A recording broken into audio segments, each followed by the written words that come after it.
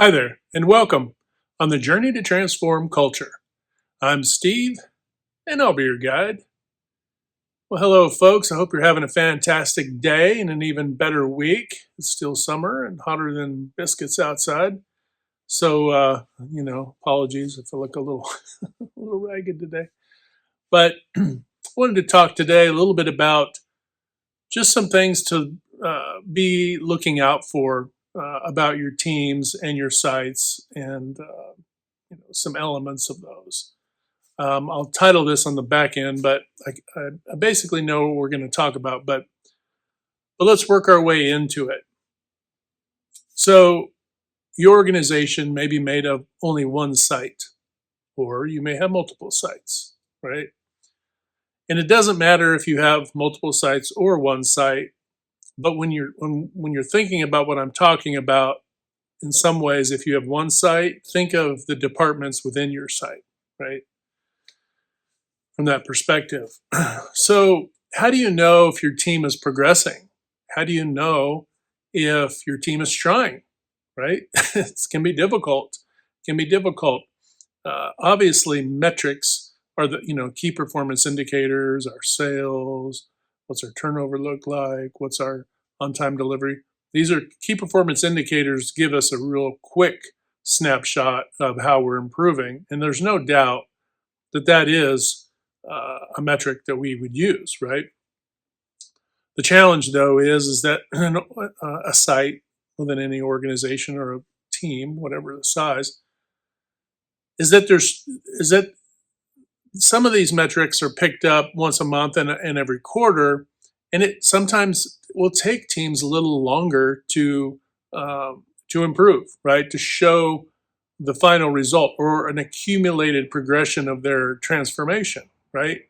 I've worked with sites before where, look, most of one month was throwing so much energy at maintenance and facility and all of that to pave the way for productivity to then follow behind it, right? So you can imagine that in stages, depending on how and what you're doing, what your approach is, and where your constraints are, it will really kind of depend upon what you expect to see and how quickly you might see it. In sales, you might see an overlap in time. You might see a 2 week, a month, or 45 day up to 90 day, right? You might see some returns and put your folks on. Essentially, you're measuring their metrics for performance, right? That's essentially what we're doing, especially if it's corrective actions, right? So if we've had a struggled year, if we struggled very badly in a particular year, and we sit down to go, okay, let's do some corrective actions. Let's put ourselves on a plan here to get back to healthy, and then ascend from there as well, right? Keep going, and then build that plan out. But within the depths of the team or different sites, if you have different sites, multiple sites, sometimes you can struggle to understand or to be aware, especially if you're not the site leader, right? If you're the corporate support team or even the site support team, it can sometimes be a challenge to know, right, if the team is really understanding what's expected of them to be able to elevate the performance at that particular site or departments, right? And so communication is significant. This is why, every week, uh, your team should be giving you a plan. Hey, this is what my plans are. This is what I have going on. This is what I'm tackling, and you should have a risk assessment graph chart filled out, tackling the high risk areas, right? So that you can start tackling, and sometimes it can be repair. Sometimes it's just making corrective actions, but eliminating high risks to your operation. So if heat was a factor, right? What are you doing to conquer that? Well, we're doing this, we're doing that, whatever it is.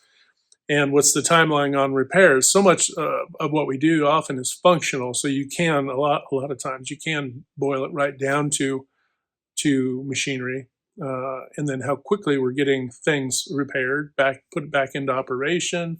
If you have a production line that goes down, perhaps it's a new uh, sales program that you've instituted and you're trying to get everybody trained up and all of that, right? Everybody's on a timeline. And most of us out in the professional world, we're used to these things. But sometimes some leaders at various levels can struggle with getting into the weeds to really take the temperature of the broader team. Because look, folks, you might have your department managers, site leaders, supervisors, right, and some leads. But you really have to know that that broader team, the broader workforce, has really got, they understand what the challenges are, say in this particular year or quarter, et cetera, what the challenges are, what's their take, how do they see us being able to overcome? Because I've seen it too, where some of the broader team has expressed concerns about being able to hit particular targets, right? So there may be a disconnect between the leadership and the broader team on, can we achieve this goal, right? Or this objective, right? On our way to hitting our goal. Are these objectives realistic? And if the team is dragging their feet, not literally, but maybe figuratively, in their enthusiasm to think they can pull this off, that is when it's required for you to dig a little deeper into the woods, go a little deeper into the woods and peel that onion back and figure out why. Why do they have concerns? Well, because XYZ, we can't support, and if this happens, then that happens, and then what do we do if this happens? Because this happened, whatever. All the details could be an infinite a number of examples for all kinds of industries, but you really need to listen to the broader team and get some of their input, because that's valid input. You don't want gosh, there's sometimes when a supervisor, department head, or a site leader wants to tell their upper echelon, right, whoever their next level is in leadership, they want to tell them, yeah, I can do it, I can do it.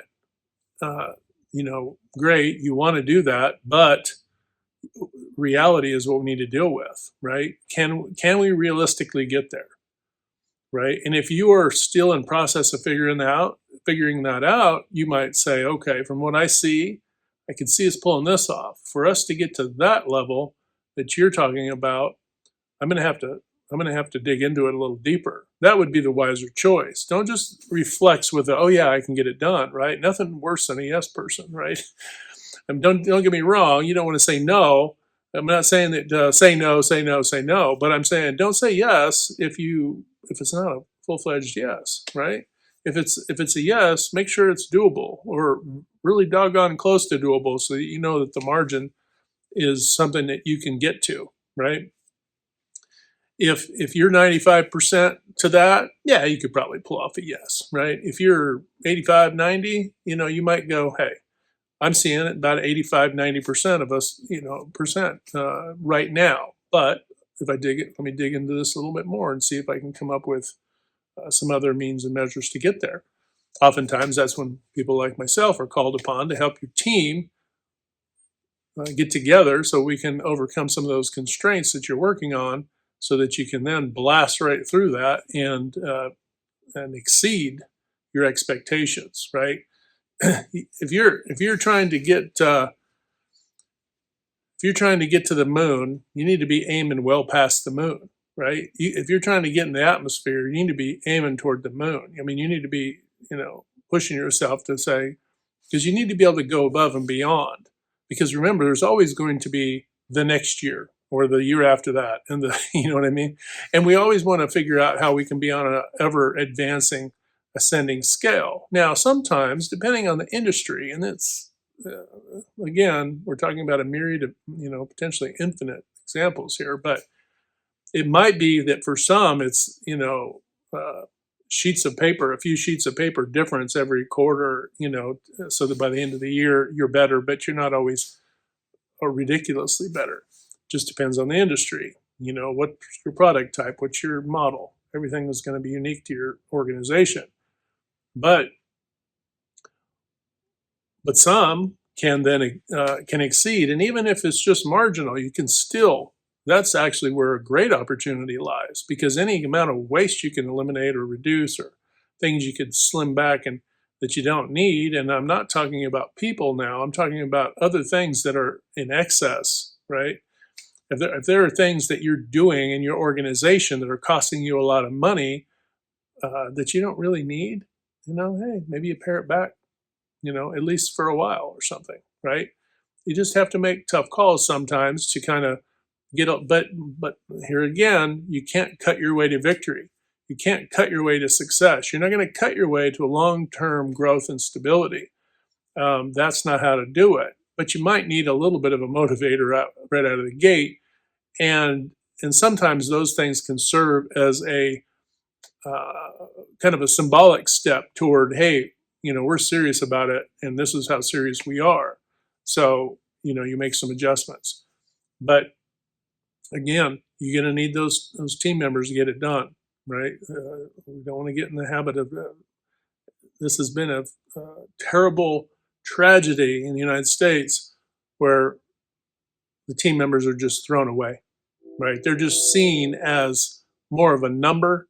They're not seen as humans. They're not seen as people. They're not seen as vital organs in that organization, right? And they are, and they need to be treated that way. And when they're treated that way, right, your organization is literally going to fly. It's going to take off. But you have to show commitment to those folks and loyalty to those folks, and the depth and breadth of good things they bring. And this is another reason why we get in and we do the trainings that we do, and we do some events, and we try to overcome constraints, but then set you on a journey to sustain that over long term and continue to do these things with tools in hand. This way, you're always armed to be able to get these things done, to accomplish the goals you're trying to accomplish, to be able to overcome constraints when they arise, to be able to collaborate and innovate really in any department, on any aspect of your organization. That's what you want to do. That's what you want to empower your team. That's what you want to get to. But you don't get there by creating this massive internal bureaucracy, right? It's one of the reasons why I created my program, which is highly efficient and allows you to become the driver of your own improvement and your own development and growth. And when you're put into that position and you have the tools and the techniques and all the things, then you can go back to that, because you don't want to become codependent on a myriad of outside resources, right? The whole idea is to get you away from those expenses, right?